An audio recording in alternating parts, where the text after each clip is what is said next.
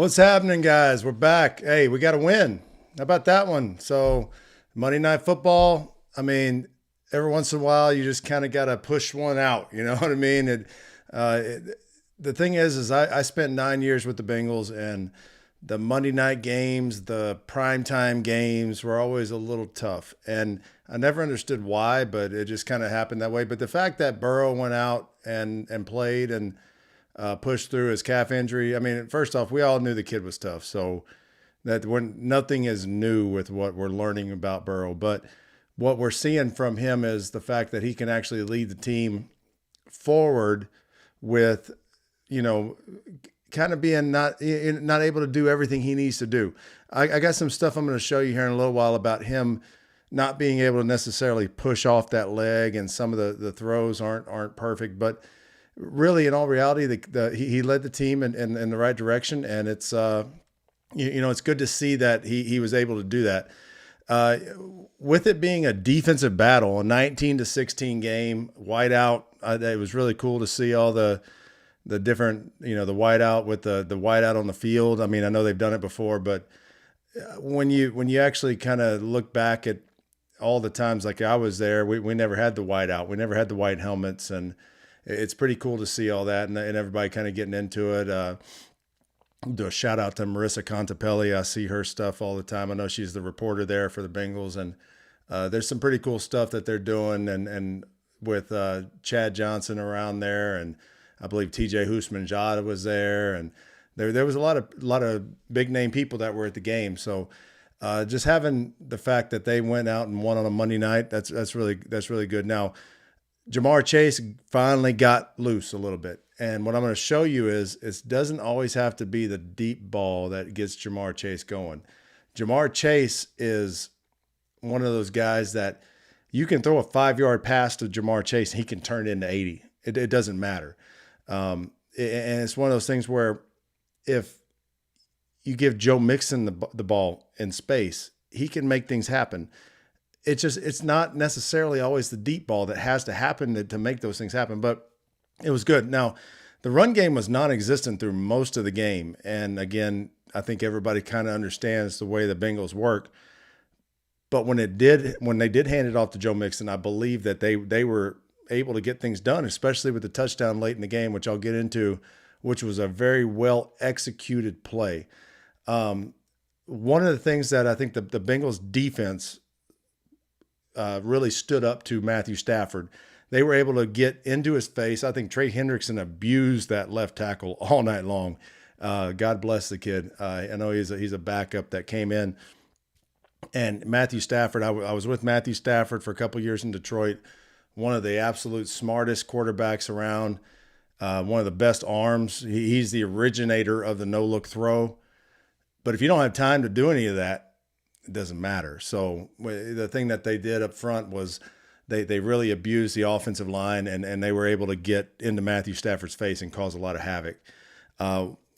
Basically, it was a 4-man rush. I mean, that was getting home, and I'll show you here in a little while. I have 7 clips of sacks. Now, only 6 counted because one got called back for a face mask call on Sam Hubbard, but they had 7 sacks in this game, and that's a big deal. And now, the Bengals need to clean up third downs, and I'm talking about offensively. They need to clean up third downs. They were 5 of 17 on third downs, costly pre-snap penalties. They had a 3rd and 1 at one point and had 2 straight pre-snap penalties, and it was 3rd and 11. You can't have that happen. But defensively, I believe they held the Rams 1 of 11 on third downs. You can win a lot of games in the NFL if you hold teams to 1 of 11 on third downs. You're not going to win a lot of games if you get held to 1 of 11 on third downs. That's not like a Sean McVay offense and Matthew Stafford offense, but the Bengals did that. Now, the obvious concern going into this is Burrow's health, and I think he showed right there he can play through the pain. Nobody questioned that at all. He just can't move around as well as he could. You don't see him scrambling. You don't see him really breaking the pocket and trying to do a whole lot of things. They did break the pocket on some nakeds and a couple of different looks, but again, he's not where he's at. He wasn't able to push off his right leg as much as he wanted to, and it floated some balls. And there's a couple of conversions on third down I think he could have made had he been healthy, and we'll take a look at that. So now what we're going to do, what I'd like to do, I want to throw a shout out though. There's a few people in the chat here. I really love the chat. And Jake Lisco, love having you in here. We have Jess Conley, who's also the Hubei, shows up in here. And I'll just let you know, she mentions Jess from Tigers Talk. Elizabeth Blackburn deserves all the credit. I will say this, the Blackburn daughters, they were younger when I was there, so they were still in college. When we left and they came out of college, I'll tell you what, they turned around the marketing and the game day experience. So I'll give them some love there. And it's one of those things where, they just keep going forward with it. Now, there's a guy in the chat. His name is Diach. I am going to throw this out there. I've known Diach for a long time. His name is D. Reed. He's also on the Lex and Terry morning radio network. If you haven't listened to them, they are syndicated. But anyway, D's a great friend of mine. D could be a football coach if he wanted to be a football coach. So if D says something in the chat here and you don't agree with it, please let him know about it, because he'll come back with it. So let's have a little fun with D in the chat tonight. And so what I'm going to do, I'm going to get started here. Let's go ahead and start with the defense. Okay, I want to keep I kind of want to keep the offense for later on, but now this is not in game order at all. Okay, so what I want to say about this is I tried to group these things together with the defense because I think it makes more sense. What's going to end up happening is on these explosive passes. Now, there were some explosive, and there's 4 plays here that are explosive passes. Now, on the first one here, this is a 3 deep sail. So they're playing 3 deep. So in all reality, because this guy's motioning over, he's going to move over a little bit, but they're really playing 3 deep, but he's going to hold in this area. Usually there's a defender somewhere back here, and if somebody crosses back here, they will the hook curl player on the backside, if there's no threat on this side, will drop back and try to take over any like crossing route that comes deep if it's 3 by 1. Well, they're motioning over to 3 by 1. So as you see here, there's a guy motioning, there's 1, 2, 3, and then there's a guy backside here.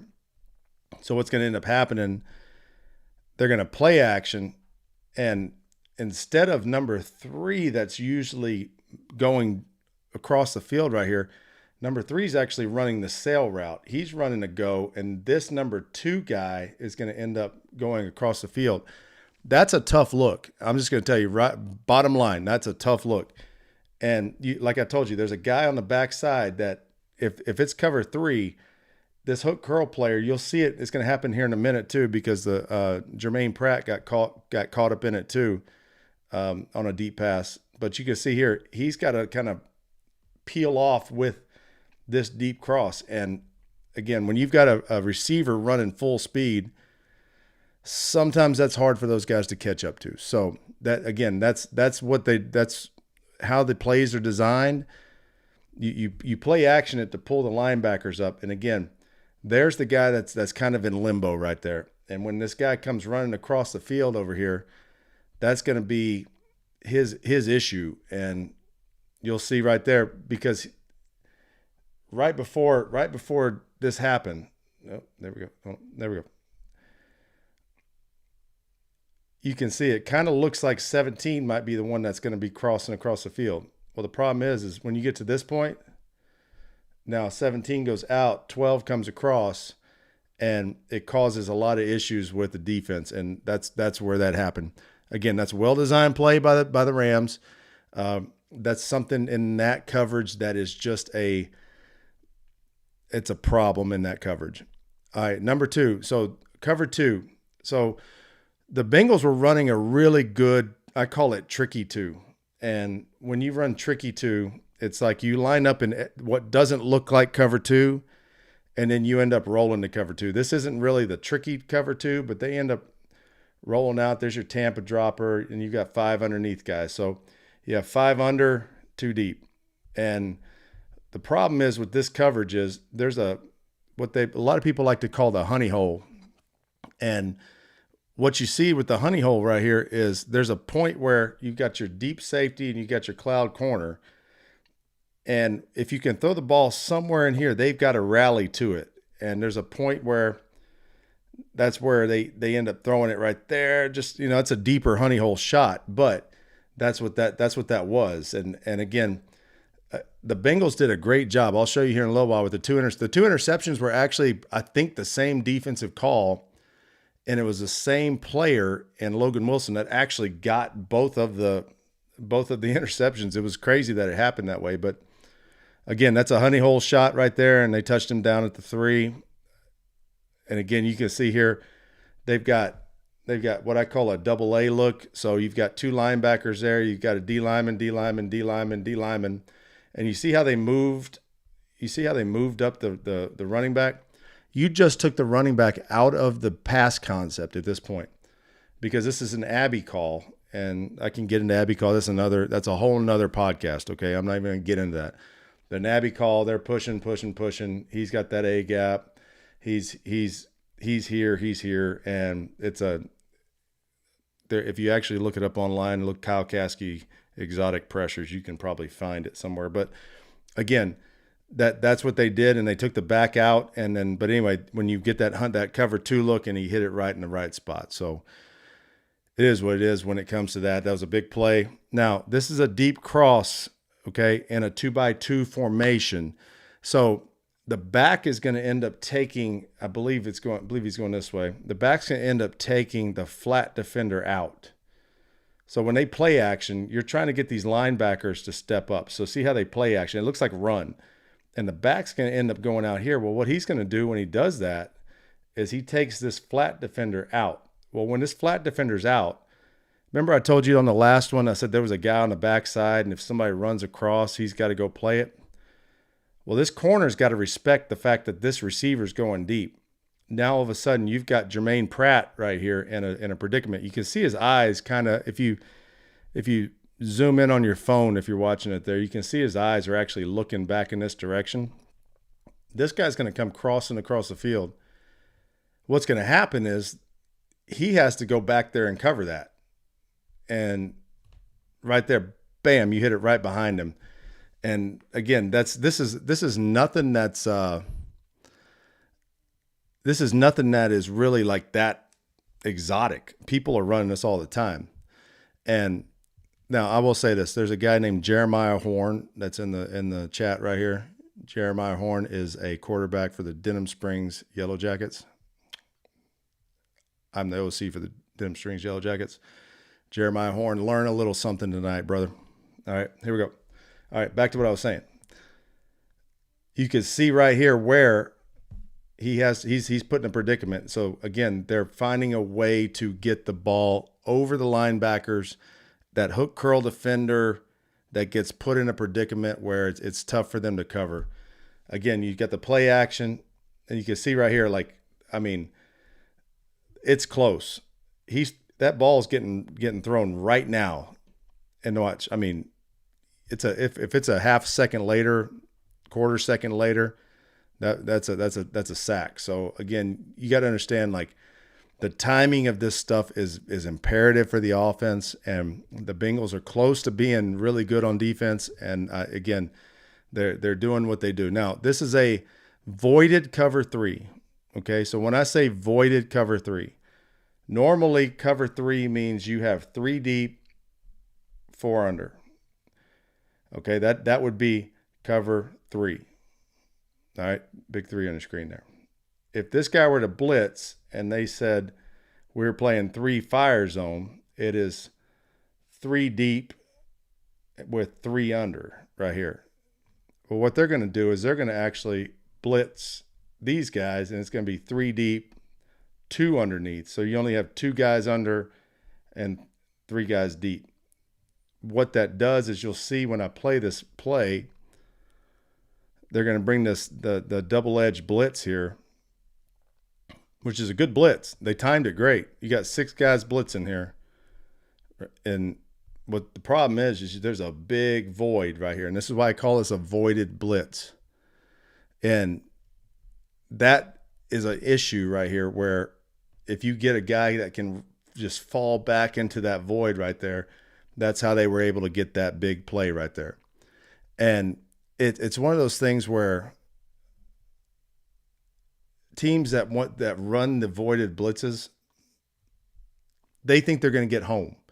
And I think this is one of those things where Lou Anarumo said, you know what, we're going to get home on this blitz. And they obviously, Stafford had a lot of time right there, was able to hit it. So again, you know, as you watch the Bengals defense and these explosive passes and things like that, and again, I'm kind of beating up on the Bengals defense, but trust me, by the time we get done talking about the Bengals defense, if you're a Bengals fan, you're going to be dancing in your living room. Hopefully you're not dancing in your car if you're watching this on YouTube. Do not watch this on YouTube while you're driving your car, by the way. Not a safe thing to do. Safety tip number 1. All right. So this is going to be an explosive trick play. They're going to run what a lot of people call stutter or weak side counter. So they're going to pull guys here, and they're actually going to whirly bird this guy around. They're going to do a fake here, and this guy's going to come around. So the Rams have been known to run weak side counter. Well, when they run this, they run this look here. I want you to watch what everybody does. Everybody runs up in there. All right. Well, nope. Here comes the X around right here. So it's a play where you can fake. You can even get the guy who's supposed to be blocking like this. You get him and whirly bird him around. You get an extra blocker out here, and it's a good play for teams that you know are aggressive and teams that you know will, you know, jump up in those gaps. And that's where they did. Now, again, they came back and reviewed this. They did not call this a touchdown, which was big for the Bengals. But you can see here, this is that. Watch everybody go this way. You know, everybody's going this way, and then all of a sudden, here comes this X coming around the other way. The Bengals have actually run this play too. And the biggest thing I want to make sure y'all see, again, I told y'all I was with Matthew Stafford for a couple of years. I want you to watch how he pitches this ball. This guy, I'm telling you, he's the master of the no look. I want you to watch how he pitches this ball. I mean, he does it so nonchalantly, and it's like he takes pride in that. And it's kind of like the Patrick Mahomes thing where they take pride in tricking the defense. And again, you know, that's what he's been known for. And again, Matthew Stafford is, you know, I mean, he's won a Super Bowl. I get it over the Bengals, but he's won a Super Bowl now, and I would say he's probably a Hall of Fame type of guy. What I would say is beating Matthew Stafford with this Rams team is still a big win, and people got to understand that. Now, I talked about on the last show, all right, I talked about Baltimore running a jet sweep and not blocking Sam Hubbard on the 4-minute drill at the end of the game, and that's how they kind of ran the clock out. Well, here comes the Rams, and they said, you know what, we're going to do the same thing, and they're going to run a jet sweep here, and they're not going to block Sam Hubbard. Well, the thing that they didn't do in the pass game, so see, they didn't block him again here. But again, they didn't have this contain and this vice right here. But watch the vice and the contain right here. Yeah, they gain a couple yards, but again, that's not what it looked like the other day. So you can tell that they worked on that and they got things fixed. So they're moving in the right direction with what they're doing on defense. And, you know, again, when you're talking about not blocking one of their best players, those are the kind of plays that, you know, you try to figure it out how can we just like not even block their best player? We'll read him or run past him. And that's what they do. Now, here's the interceptions. And this is a defensive call. So this is actually a pressure and what I call tricky two. So if you were to look at this defense right now, you would say they're playing some form of 3 deep, right? I mean, I think anybody that watches this says, yes, that is a 3 deep coverage. Well, what's happening is they're blitzing the nickel. They're dropping the backside end. They're dropping this guy into Tampa coverage. And they're actually ending up in a cover 2 look. Tampa 2 look right here. So they're actually ending up in a Tampa 2 look with a 4-man rush. Some people call those creepers. I don't know where the word creeper came from. So it's Jake, he just said creeper here. I don't know where the word creeper came from. Nobody's creeping All right, they showed you they're coming. If you're creeping, then you're like trying to hide it. They ain't hiding nothing. They ain't a creeper. That's called an exchange blitz. All right, Jake, start using the word exchange. Exchange means instead of this guy blitzing right here, my ball's about to roll off the table. I was so excited for that. Instead of this guy blitzing, he's dropping, and the guy who's supposed to be in coverage is coming. That's an exchange blitz, Jake. Get it right. It's not a creeper. I don't know where the word creeper came from.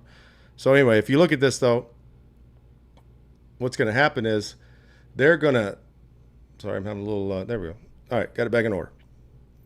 So this is tough because when you think you're in cover 3 and then you're in cover 2, your zones kind of mix up. Well, there's an open guy. Now, I think this ball got tipped. And these are out of order, by the way. This is actually the later interception. So I do apologize for the later interception here, but it doesn't really matter because when you watch it, you'll understand. Hey, I just want to give you all an update. The Cincinnati Reds just won 11-7. So you Cincinnati Reds fans, 11-7 win tonight. Big win for the Reds. But you can see right there, I mean, he's trying to hit this guy. But here's the thing. Logan Wilson, if you watch this interception and you watch the next interception, it's the same almost exact same thing. So, but there you go. So there's an interception. He gets up, tries to run. Because you got to remember, in the NFL, you're not down until you're touched. All right? So remember that, NFL players. Now, the second this is actually the first interception, but they're going to blitz Hilton off the side here. They're going to drop him back and drop him into coverage. They're going to drop these guys back. I mean, it's the same thing, but it looks like on the snap that they're playing some sort of man in all reality. But if you watch right here, like this guy right here, this guy's actually going to end up playing the deep half. That's what's crazy about what they've got going. These are they're not really simulated blitzes, but it's where you show one way and go the other, and it's kind of disguise. I'm sorry, I was jacked up. They actually brought this one this time. See, they even got me messed up. The corner went back here, so they end up being in the cover 2 look. But that's what I'm saying. Like that's how I've even watched this play already, and I'm backwards on it. So what they did was they ended up bringing him this time. All right, they're bringing him to the deep half. See, you can't even see him in the white. There's a guy there in the white, actually. See, that's another reason that you do these whiteouts is because sometimes you can't see these players. He ends up going here, he goes here, but that's what they do. So watch, they're going to get pressure though on Stafford, and they're actually going to hit Stafford right here, and he throws a sidearm ball, and right to Logan Wilson, who he didn't see because he thought it was a cover 3 look. Or man look, and you can see, look, he's telling the running back to move over. Right here, he gets flushed out of the pocket. He gets hit. He thinks he's got a pretty clean pocket or pretty clean throw right there, and Logan Wilson makes the exact same interception that he made on the play before. So, anyway, those are the interceptions. Now, what I would like to talk, this is just a random thing here. This is me talking football, okay? This has nothing to do with anything other than the fact of, all right, when they motion down, I just want to talk about when they motion down. So right now, God, I can't pause it. I'm sorry. There we go. Right now you have 3 receivers right here, and you have 2 receivers right here. Well, you've got basically a stack. Those guys are stacked on top of each other. What they're going to do, they're going to in and out this. So the first guy that goes in, the bottom guy will take him. The guy that goes out, the outside guy will take him. Or the on top guy will take him here. Down here, you got 3. Well, you got 4 over 3. So what they call this is boxing. So he's going to take this area, he's going to take this area, he's going to take this area, he's going to take this area. So anything inside and deep, he takes. Anything outside and deep, he takes. Anything low and outside, he takes. Anything inside, he takes. Well, as you look here, they literally just can stay there. They've got them covered. I mean, it's just really good coverage. Now, problem is like he gets beat just inside, and that's a big break for the Bengals. But the fact is they had that well covered, and then they've been known for brackets defense now, and that's where they're getting used to that with the guys that they've got in the secondary. So they're getting better at this brackets coverage. But you can see here, like, this is that's a tough. I mean, he almost caught that ball in the back of the end zone, but again, I'm gonna go back to the rule of football: is he didn't catch it, so it doesn't count. It's like if people go, "Oh, that was holding. That was holding." Well, did they call it? No, they didn't call it. I'm looking at Jake's Dave Aranda popularized creeper. Well, good for him. So apparently, some other people use creeper when they don't. I just kicked over to the. I didn't want y'all to see that just yet, but there we go. Now y'all know that the Bengals are in last place. I didn't mean to send that to you just now. People use the word creeper when they don't show pressure and send pressure, but they show pressure. It's called exchange. Just throwing it out there. All right, moving on. All right, so now this is what I call a sack bonanza.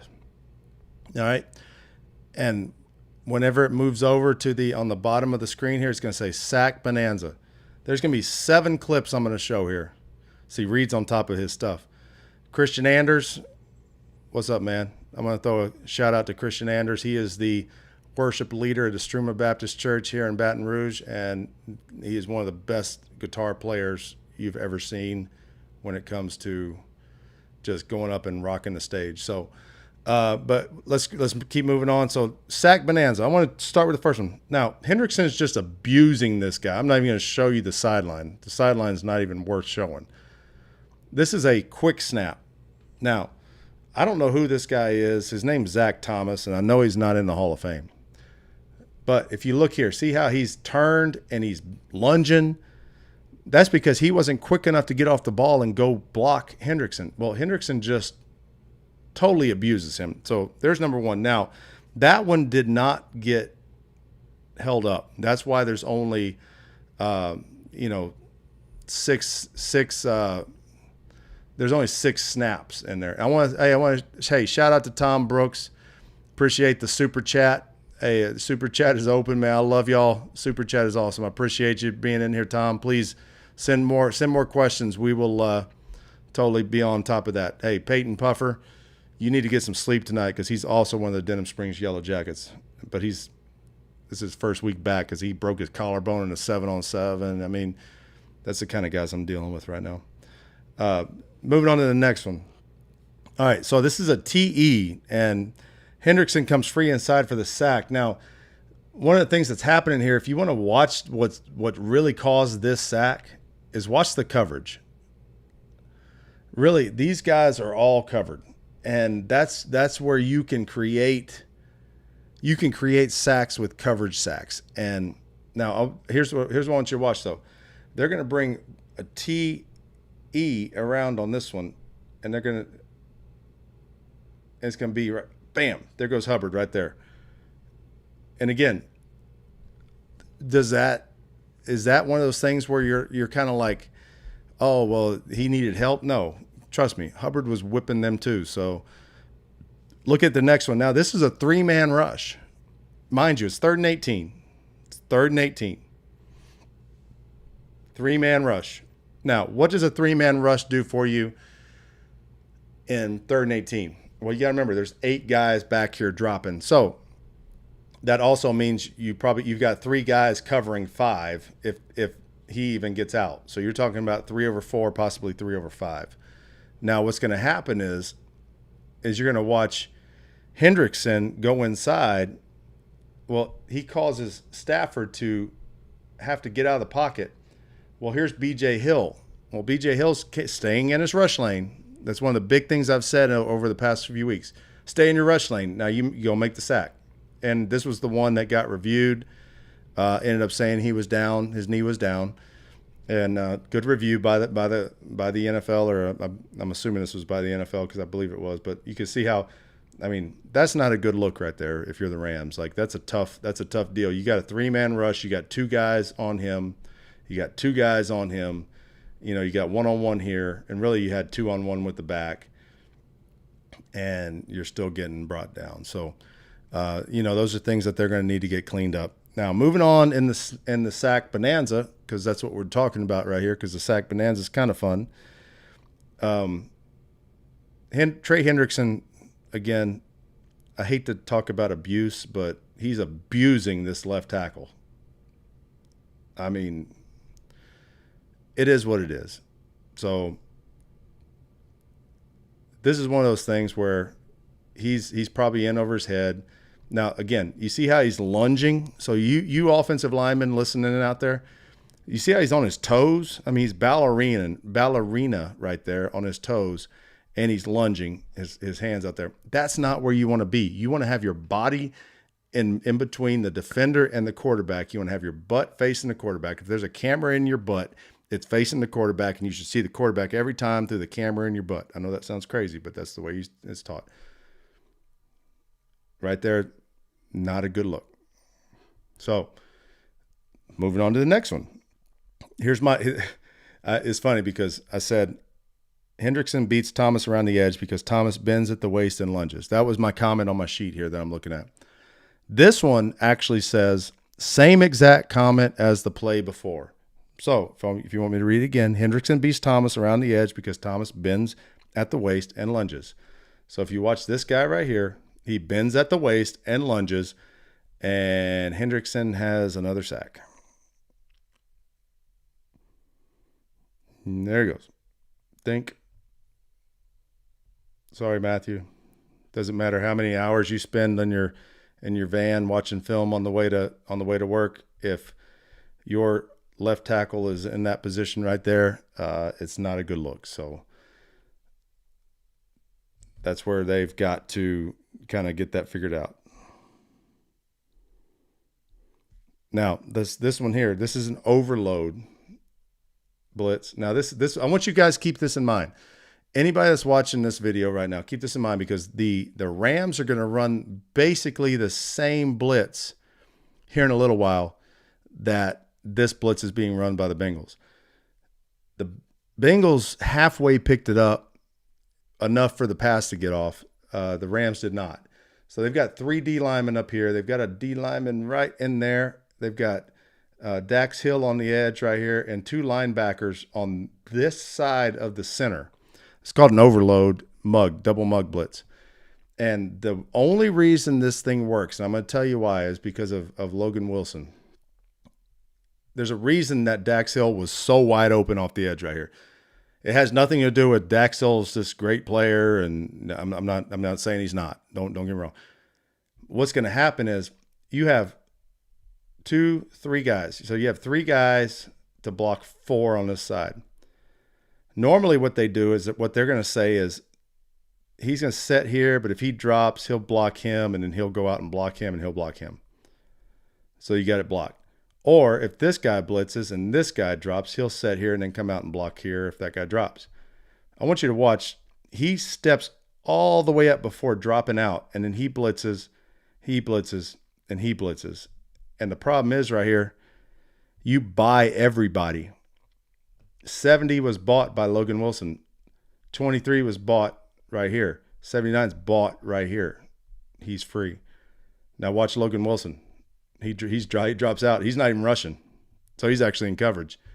And that's where you can really mess with teams. And this was kind of brought into the league a couple years ago with Matt Eberflus, who's the head coach at the Chicago Bears right now. And right now this whole thing, they got to step up. They got to step up. If they're going to drop out, you have to step up first. And the reason you step up is you buy somebody. And then somebody ends up coming up free.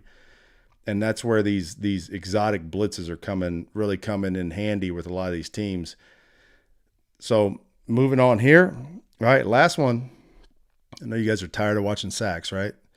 Jeremy Long, one of my best friends, high school teammate, high school quarterback. I used to catch touchdowns from Jeremy Long. So give Jeremy Long some love there. With this last one, this is a 3-man pick game.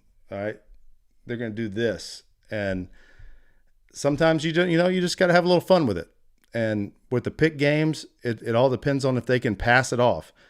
And as you see here, I'm sorry, I had it backwards there.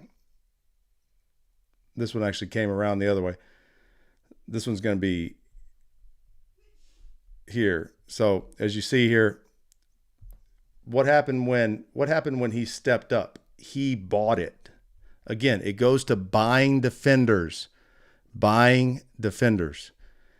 And that's what happens right here. See, he bought 73. Now he's one-on-one, he's one-on-one, he's one-on-one. The back's leaving. And you know what? Here he comes wide open on the other side. Now, again, I think we all see what happened here too. I just made a big deal about this. Yeah, my man over here is having a rough day. So whether or not it was a 3-man pick game, whether or not it was the Trey Hendrickson whipping everybody, it is what it is. Looking at the Bengals defense, man, I'll tell you, they had a good game plan for the Rams. Now, are they fully where they want to be? I don't think so. I think that they're actually going to be better, and I think once they get kind of the run game kind of solidified, these deep passes and things, you're going to see Lou Anarumo does a great job. And that's not me lobbying for a job, although Coach Anarumo, if you're ever listening to this, I was a pretty good running back coach for the Bengals at one point. I did help get Joe Mixon there. I just want to throw that out there. But was that too much? Okay. Anyway, they will be better, and they will continue to get better. But moving on to the offense, and I think this is where everybody was concerned, and it's an obvious concern, and it's one of those things where Burrow with his calf is probably I'm talking about a 70% Burrow is probably better than 3/4 of the NFL quarterbacks out there right now. So as we look at the different quarterbacks out there, Burrow struggling just a little bit is probably not that big of a deal. So as we start looking at the offense, we're going to look at the RPOs here. So one of the things, now this is in game order, so I did not group these. So these are in game order. Now, there is a player right there, I swear to you. And that's what I tell you. That's why they put these white jerseys, white helmets, and white stuff on the field, is you can't see. They start to blend in a little bit. It's like camouflage. There's a player right there, and that's the rookie, number 15. So what's going to happen is they're running a run play here, but they're going to run this. Now, there's a flat defender. If the flat defender goes to the flat, they'll hand the ball off, and you'll run it. If this flat defender plays back at all, and this guy's run to the flat, they'll throw it to this flat guy here. So what happens is you'll see here, see how this guy bailed out? Well, here comes 15 running across. Charlie comes running across. You just throw it to him. And again, one of the biggest things about RPOs is this. If you can get 5 yards on an RPO, you win. Because what's a good run play? A good run play is 4.5, 5 yards. If you can get 5 yards on an RPO, that's a win for that play. Yeah, you'd love to hand it off. Sometimes you'd say, why didn't he hand it off? Well, we got 5 yards. We were efficient. So that, yes, and Jake, you hit that on the head. This out motion, this that they're doing, and they're running guys, go watch Tyreek Hill with the Miami Dolphins. Tyreek Hill will start here, run here, and he's running full speed and then runs a go route. Tyreek Hill, if Tyreek Hill's standing here and he runs a go route, sure. He's going full speed and runs a go route. I mean, there's some crazy stuff that they're doing with this out motion right here. I love that motion. I think it's a great thing, and it's starting to show up. I think it showed up in college a couple years ago, and NFL coaches are starting to take advantage of it. But again, that's just an RPO. And how does that help? How does that help with Burrow's leg? It does, because here's the thing. Watch how much he had to move. He didn't have to move any. He didn't have to move any. So I get a question here. Everybody's criticizing the coach for not running more, but Joe's choosing some of the pass plays. True. The RPOs are one thing. If he chooses the RPO, that's not running the ball. I think what people would like to see is the fact of, why not just call a handoff and let it go. And, I do agree with that. I think Joe Mixon should be getting the ball a little bit more than maybe he's getting it. But, I'm not a coach in that building, so it is what it is. What I'm going to show you here, this is the patience they have in the run game, okay? I'm not saying, like, have patience that they're going to run the ball more. I'm saying they're having the linemen have patience while they're running the ball. Now, this one's not just perfect where I'm like what I'm going to show you later. But if you watch this one, you'll see there's that out motion again. They're running like one back power. And I'll show this from the end zone. But Orlando Brown shows a great deal of patience. So when they're really doubling here to this backside backer, he's basically blocking back, but he's pulling for this guy. And then, I'm sorry, I think he goes through here. He's pulling for this guy. But you'll see here, see how Orlando Brown, just the patience he has to hang in there, and he just gets one hand on him. It's enough. Now, the issue with this play is when you set Aaron Donald that far wide, Aaron Donald's almost in a 4 technique. 4 technique means he's head up on the tackle. It's kind of a 4-eye. You call it 4-eye, 4 inside. It's a 4 technique inside shade. But watch what he does. When he sees him pull, he almost goes backwards. He knows right now, I'm going backwards. Watch him go backwards. See how he goes backwards? And he ends up making the play. That's the sign of doing some really good things that, you know, if you're a Hall of Fame player and Aaron Donald, you know how to do those things. Geno Atkins, I'm telling you right now, Geno Atkins was that type of player for the Bengals. And people, I don't think Geno Atkins got the full appreciation of what Geno Atkins was when he was with the Bengals. But that's the kind of player Geno Atkins was with them. Jake's asking, do you think they're moving guys through? They're not there yet in run blocking consistently, but they tried some stuff at least to put some pistol in since they can't get under center. I think they're trying. I think they are trying to do some things. Now, are they fully committed to the run? Absolutely not. But when your $250 million quarterback is what your offense runs through, I understand where they're coming from. But I do think you need to help him out and create something, because if you look at teams like Miami, Miami runs the ball like crazy and Tua's still having a good year. So there are things that you can put in there to help it out. Now, talking about Joe Mixon, I'm going to point this out, okay? Don't even worry about what play is called. I just want you to watch the fact that Joe Mixon's going to play action right here. Aaron Donald's right here. He's going to actually play action, okay? When I say he does it all, he faked, he protected, he blocked Aaron Donald, he then scrambled, caught the pass, and ran the ball. All right? I know might be loving up on him a little bit too much, but fake it right there. Block Aaron Donald. Oh, find a way out. That was not a screen, guys. That was not a design screen by any means. That was just Joe Mixon saying, oh, crap, I better get out and make a play. Captain hit it on the head right there. But look, there's Aaron Donald. Aaron Donald is unblocked. I don't know if y'all tried to block Aaron Donald anytime recently, but he is a shorter guy, but he's a very powerful guy, and it is what it is. But watch what Mixon does. He hits him long enough to let Volson come back and take him over, and then he goes, you know what? I'm going to go make something happen because my quarterback is hurt, and then I'm going to go up here, and I'm still going to get 5 yards. That's a big-time play.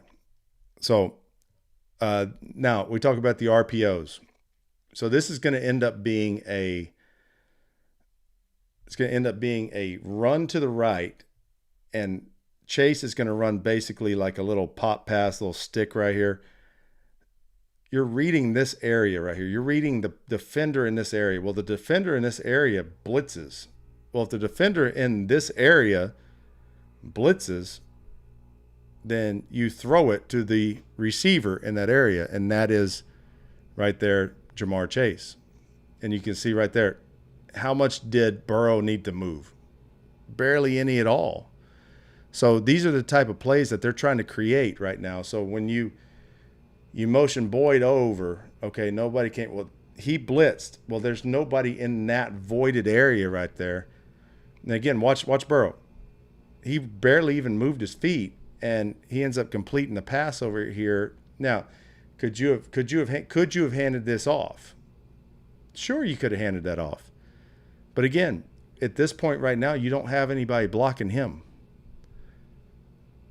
You got 80 trying to block him, but nobody's really blocking him. So that's a great job. And again, those are plays like that one actually showed up in the Saints game last year. It was a little different version of it, but he threw one to Tyler Boyd in the Saints game that was a lot like that. Now, quick game reads. Okay, when I say quick game, I'm talking about 3-step passes. And in this case right now, we're talking about, I'm going to let you see the routes here. So you see it's slant, flat. So you got flat routes and slant routes here. And in a 3-step pass, you're told to pick a side. You're told to pick a side. You can see right now Joe's working to this side. Why are you told to pick a side in 3-step passes? Yes, it's dragon. There you go, Jeremiah Horn. I like how you got Jeremiah on your stuff there. That's nice. But this is dragon. So a lot of times a lot of NFL teams call this dragon. It's slant flat. The reason you got to pick a side is your linemen are being told right now, don't drop as deep. So you have to get this ball out. Well, he picked this side. Well, they had this side pretty well covered. Now, if you watch this side, that one actually comes open. And it just comes down to he just picked the wrong side. There's nothing wrong with this by a quarterback, okay? You take the chance of doing this. Now, would you like him to read it out early on and say, okay, well, we're running a slant on a linebacker as opposed to a nickel in a corner? Well, yeah, you'd probably say, hey, listen, this is probably a better read because it's a linebacker. But, again, he made his choice, and, again, that's Chase up top. I get it. I understand where he's coming from. But that's why this one didn't look as good. But, again, you can see if he were to throw it to the bottom of the screen here to the left, that you had Huggins in that hole right there. There's a pretty good opening right there. Now your back's over the ball. Yes, I get it. But you're talking about being able to throw it there. And that's why that was 3rd and 12, I believe. But if he does throw it to the left here, you can see Huggins coming the screen right here. There's a chance. There's a slight chance that he might get that. But again, you can't fault him for that. I just wanted people to understand those are quick game reads. That's the way that they're designed. They're designed to, you pick a side and you roll with it, and that's one thing. Now, Aaron Donald. Do I need to really go any further with this? Cordell Volson. All right, God bless him. All right. He had the task right there of taking on Aaron Donald. And Aaron Donald picked on that young man all night long. And the thing about Aaron Donald is, if you watch him, everything's low to the ground. Like nothing ever really gets any higher than where he is because he's just already low to the ground. If you've ever seen Aaron Donald in real life, he's only about, I don't know what they have him listed at, but I'm going to tell you he's probably about 5'10" at the very most. At the most, 5'10". So he's going to come inside. Now, here's the issue I have with this. I believe Joe's coming over here. Mixon's coming over here.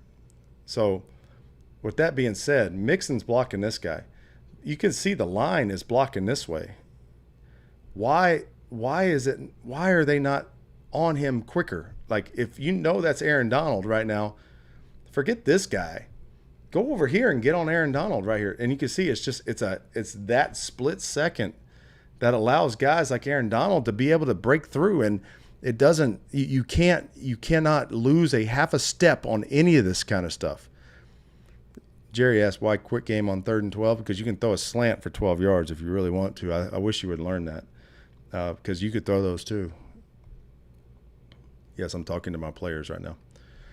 But you can see right there, if he comes off of that, and it's one of those things where Ted Karras is just, I know he knows that. Ted Karras is a really good player. Ted Karras is a very good player. And I just, I guarantee you, he came off to the sideline saying, man, I wish I would have come, because they slid the line to Aaron Donald. They're doing that they're doing that for a reason. So, and yes, Aaron Donald is going to get his. So now this is what a lot of teams call a sticky concept, and some teams call it ollie, some teams call it, whatever. So the outside guy is going to run a stick, outside guy is going to run a stick, and the inside guy is going to run a flat. It's real simple. Well, they're playing like a quarters look. You see this quarters look? So when I say quarters, you got 4 guys in the back. If you divide a field into 4, you get a quarter per field. That's why you call it quarters. So if you didn't know why it was called quarters, now you do. So what they end up doing is they're going to run this flat guy out. Watch this guy run to the flat. Well, when that guy runs to the flat, this is Jamar Chase right here. When that guy runs to the flat to cover this guy, Jamar Chase right here is wide open. Now I want you to check this out. So this ball was the line of scrimmage of this play was at the 11-yard line. Now I want you to watch where this ball was caught. And this is one of my points I made earlier was that's a 4-yard pass. That's a 4-yard pass. This play went for 13. Okay? Now I know it's not 13 is not great, but you threw that ball to him at 4 yards deep and you got 13 yards on it. There's ways for those guys. If you have ballers, if you have players on these teams that you can get that wide open and throw him the ball and let him do his thing, let him do his thing. And again, that's not something that's hard to do. And, again, I think y'all just saw me on the screen there. I know you guys, hear Jamar kind of complaining about, like, I need deep throws. Yeah, he wants deep throws. But here's the thing. He can make deep throws happen without having that. Now, I mentioned earlier, I said, hey, you remember that blitz where they had the overload, the Bengals did, and they had the 2 linebackers in there, and then they had Dax Hill on the edge, and Dax Hill came off the edge and smacked Stafford? They're doing a little different version of this. They got the 2 guys in here. They're going to bring this guy and blitz him on the inside. Now, what they're doing, this is a pretty cool thing the Bengals are doing. That's actually a tight end. They have no running back on the field. This is 3rd and long. So they've got to get here. So it's, 3rd and 10. So what they're doing is they're putting a bigger body back here, and they're saying, hey, we're going to stop your pass rush with the bigger body. So what they end up doing, that the Bengals don't block this really much different than the Rams did. Now, see how they tried to do the same thing. They stepped him up, tried to push him back. They didn't step him up long enough, and I'll show it to you from the end zone. And the reason I say that, you see how it's clean? Now, I know it's not a completion. But he didn't get hit. He didn't get sacked. This guy doesn't step up enough before he drops to really buy Volson. So what happens is he goes and blocks him. He blocks him, but when he drops, Volson kind of comes out here and comes over and knocks this dude over. And if that linebacker took another step up and held Volson just long enough, it might let him come through. But because when this guy drops like this, Volson, watch him. You can see his eyes right now. There's a whole thing that's called dropout lookout. Dropout lookout. Okay. And so his guy drops out, he looks out. And you can see it's exactly what he did. Now, you got the tight end blocking, and bam, he blocks him, and Joe doesn't even get hit. And that's where, Drew Sample, I agree, he's a great 3rd down running back. And the fact that they're using him in there gives him a bigger body, and, is able to consume 2 rushers. And that's where, you kind of got to live in that world every once in a while. All right, now, offensive pass interference. Okay, so I don't know what his frustration was at this point in the game. Let me see where we're at in this point in the game. We were second quarter, kind of almost halftime. Again, we hadn't, the Bengals hadn't scored much. So, T. Higgins had a good game the previous game. Now, do you get frustrated every once in a while? I'm sure you do. Now, right here, so he's running a go route, and Joe Burrow throws him the ball. Well, here's what you can't do. You can't get into this point, even if the guy's running into you. Let the guy run into you at this point. Let him run into you. You cannot push off on him like that. And the second that 44 fell backwards, that's where they called the OPI.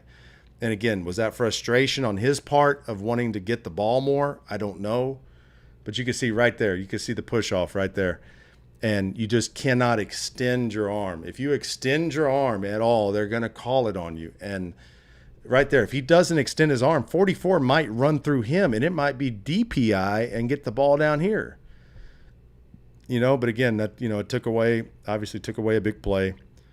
But that's where just fundamentals, and Troy Walters is one of the best receiver coaches I've ever been around. I've worked with Troy Walters before. Actually had him stay in my house for a little while he was in transition. So love the guy, and I promise you he's going to take care of that kind of stuff. So now we talk about Joe Burrow's calf, and this is 3rd and 18. 3rd and 18 is not what you want to be in, okay? So when you talk about where you got to get to, the ball's got to get to here. And I want you to watch where this right here, Chase runs a route where he's coming back at 18 yards. It's probably a comeback right at 18 yards. And that's where right there, Joe Burrow will complete that. A healthy Joe Burrow will complete that 100% of the time. Now, if you watch this from the end zone, you see how he overthrew it. When quarterbacks aren't able to push off and aren't able to step into their throws, you can see right here, he's in good position. He's got good protection. But as he steps into his throw, he doesn't really get the full push off. And you can see he pulls his leg up, and it ends up overthrowing the pass just a little bit. And again, that's just something they got to deal with right now. But I would tell you this, like a healthy Joe Burrow, there's the ball right there. A healthy Joe Burrow, I think, completes this pass, and that's a first down every time. And when he gets his leg back right, I think that's going to come back around. Now, I've mentioned this guy already, Aaron Donald. You can see at the bottom, Aaron Donald again. This is a TT now, so Aaron Donald's actually here. So what they're going to end up doing is they're going to pick the center over here, and they're going to bring him around because they feel like Cordell Volson can't get off of this blocking time, which is kind of the case. You'll see this from the end zone. Cordell Volson is going to have to, when he goes down, he's got to have to push him and pass him off and then drop back and pick up Aaron Donald. So there's got to be a block there where Aaron Donald ends up coming around. And you'll see here, see how he turns his shoulders. See how his shoulders are pointed this way? When you get your shoulders turned like that and you got a guy trying to go around like this, and especially a guy like Aaron Donald that can run the hoop like this, and I know you've always heard people talking about run the hoop. It's one of those things where he's not going to be able to get his shoulders back, and you can see here he's not able to get his shoulders back, and it obviously causes a sack. So now here's some positive. We talked about the patience in the run game. This is not the same play as earlier. This is really an outside zone. So they're running outside zone here. I want you to watch these two guys. It's Cordell Volson and Orlando Brown. And it allows Joe Mixon to make his cut and then get vertical. And you'll see it from the end zone that right here, he's blocking him. He's really going to go up. He's working up. And it's the patience in which they worked up to. You don't have to blow guys off the ball. So right here, you've got 2 for 2 in all reality. And you see how this guy went inside, so Volson took him. The patience of 75, Orlando Brown, to take the guy who's overlapping over the top. That's where you could easily have Orlando Brown try to go block him come over the top and blow up the play. But no, Cordell Volson took him. He had patience knowing that they were going to overlap right here, picked him up, and there goes Joe Mixon running up the field. So, again, run game patience. I think they're getting better at the run game, and there's going to be some times that, yes, it's not going to look great, but that's where they're getting better at it. Okay, now I'm going to go ahead and rip the Band-Aid off this next one. This is Aaron Donald yet again. So you can see here, look, he even told Aaron Donald just told this guy, you go over here because I'm going to rush over 67. And there he goes up and under, and they can't even get the swing pass to the back here, the wide pass to the back. But you can tell right here, he's wide. He's wide out here on the tackle. Well, the tackle's got to set out here. Volson's going to set here. And then they've even got the back leaving. They've got the line turned to him. And he breaks through the inside right here. And that's just it's a tough night. As much as the left tackle for LA was having a tough time with Hendrickson, my man 67 is just that lunge right there. See how he's on his tiptoes again? Again, it's that ballerina look right there, and he's bent at the waist. It's not a good look for that, and ends up knocking him down. So and that the hard thing is that that's a big hit on Burrow, and Burrow can only take so many hits right now. I mean, be honest with you, and but now to look at something a little bit, what we talked about in Cleveland. They ran what's called a triple slant, and that's really what it is right there. And Tyler Boyd caught a pass versus Cleveland that was like a yard short. Well, if you look right here, there's where you got to get the first down. Jamar Chase is the secondary slant right here. Now, what's going to happen is I want you to watch this throw by Burrow. I don't know if I'm assuming he meant to do it, but he saw, this guy's right here. This guy's driving pretty much to the middle of these guys. Burrow throws this ball behind Chase, but look how he caught it and rolled forward. That's a big difference between, what they did against Cleveland. Because against Cleveland, he caught it like right here and got tackled. Right here, look where he catches his ball. That's amazing to me. Like that is some big time playmaking ability right there. And obviously it's Jamar Chase. And he keeps his feet, and he gets as much as he can, and he ends up getting the first down. And again, in a game where you're not having a lot of third down conversions, that's a big play. Now, the Mixon TD. This, to me, was one of the better blocked plays of the night. And really, this is one of those things. I know Frank Pollock is a really good O-line coach and can get them in the right positions. Now, it doesn't do any justice from the sideline, but from the end zone, they're running power. So power is they're blocking back. He's doing this. He's going to pull around for him. They're really blocking back to this backside backer, and he's blocking here. And then Joe's going to follow that puller right up in there. He's going to it's called an alphabet read. You go A gap, B gap, C gap, D gap, and you just kind of read it out, and then you hit your hole. But as you watch this go, remember I told you 75's working to this guy.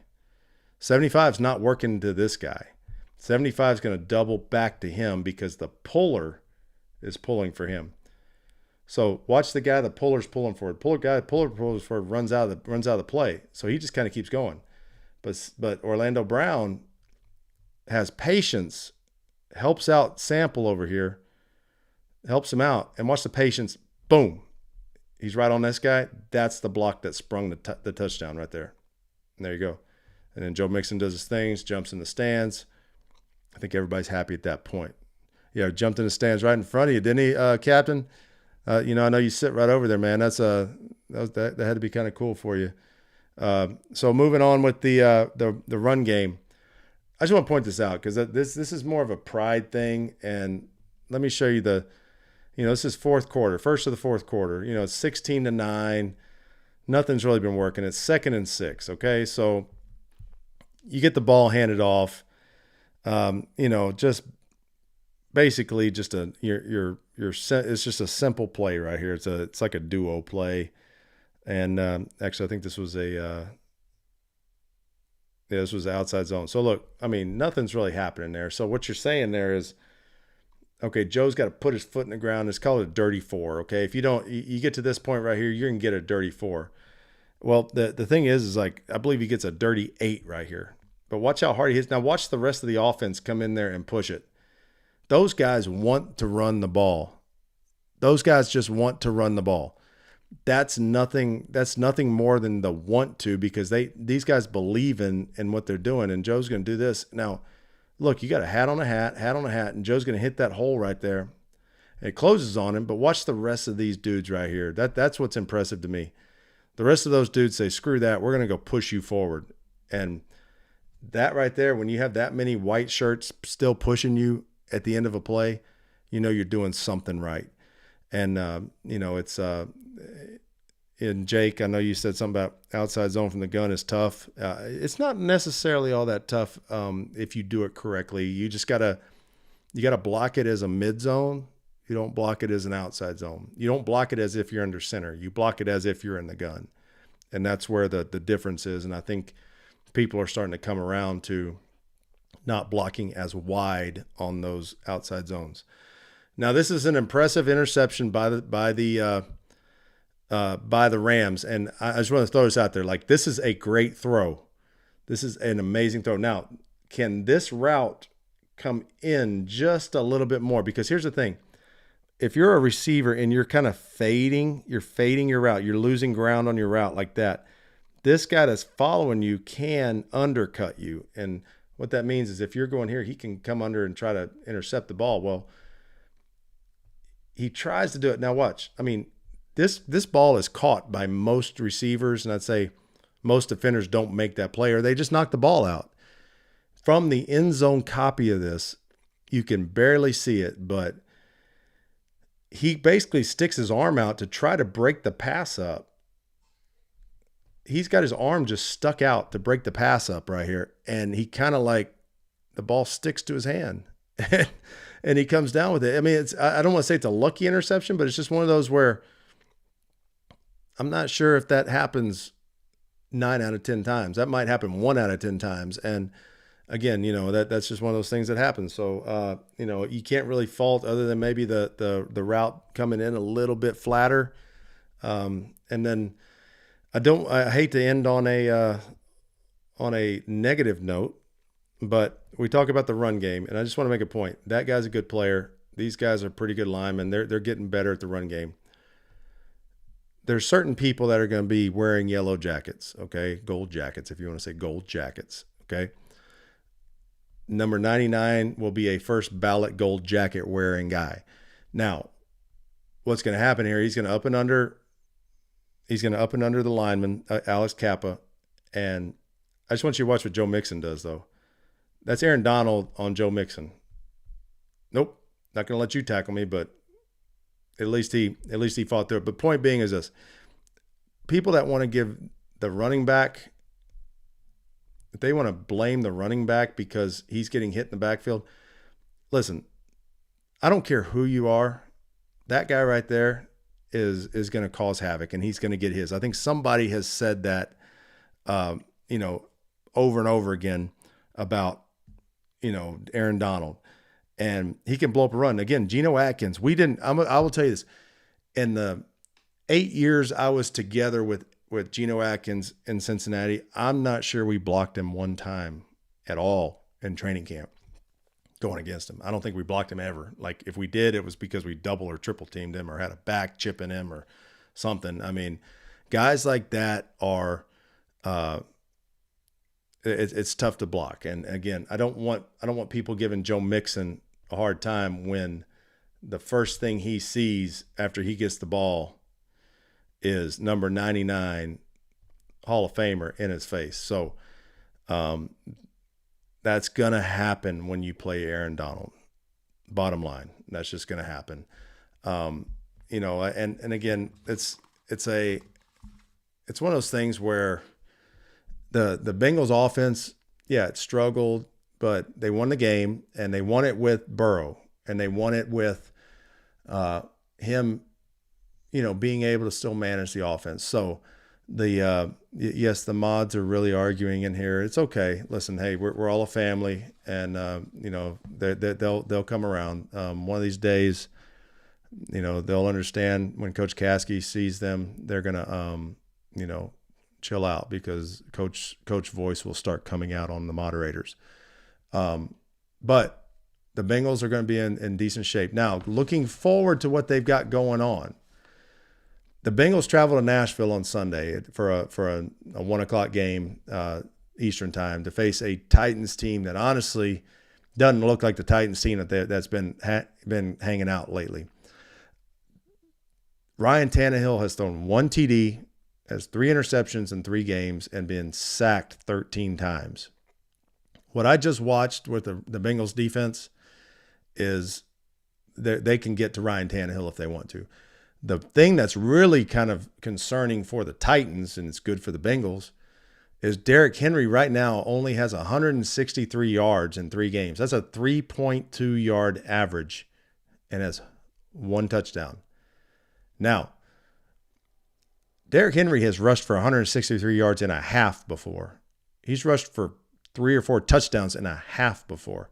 So you can't take him lightly, but the fact that they're going through that kind of struggle right now with 15 points a game, it's a good sign for a Bengals team that just pushed through a game that was a pretty tough game with a Joe Burrow that was hurt and able to kind of push through. So if the Bengals can hold out and slow down Derrick Henry, you don't have to stop him. All you got to do is slow him down. If you can slow down Derrick Henry and get to the quarterback, it'll be a good day for the Bengals. And again, they got to get through this stretch right now, these next few games, the Tennessee game, the Seattle game, the Arizona game, before they start that murder stretch of San Francisco, Buffalo, and then Baltimore again, I believe. And it's one of those things where they just got to kind of push through. But they did a good job this week. It was good to see that. It's I don't know when Burrow's going to be back to 100%. That's hard to say. Calves are hard, man. I mean, it's one of those muscles that you can't really. It's hard to stretch for one. You can get the Theragun after it and do what you can do, but it's one of those things that it's got to take time. And if you look at one of the last things I'll do here, if you look at the standings in the AFC North, obviously. It's not great for the Bengals, but they actually gained ground this week with Baltimore losing, which was kind of a crazy loss. With Cleveland and Pittsburgh playing each other, but Pittsburgh won again. So you got a bunch of 2-1 teams. You're really only a game behind right now. So you go from being 0-2 and being 2 games behind, things not looking great, to really just being back in the mix. So appreciate everybody coming out tonight. Anybody that, comes on and watches the replay, I really appreciate you guys. Please like the stream, subscribe to Chatterbox Sports, follow us. I'm at Coach Kyle Caskey. You can see it at the bottom of the screen at CBox Sports. It's Chatterbox Sports. And again, every Tuesday night we'll be here. I will be on every once in a while with those guys in the morning and off the bench. And it's an exciting time to be a part of this, and really look forward to seeing you guys coming up soon. So we'll call it a night here, and we'll see you again next Tuesday night, 9 p.m.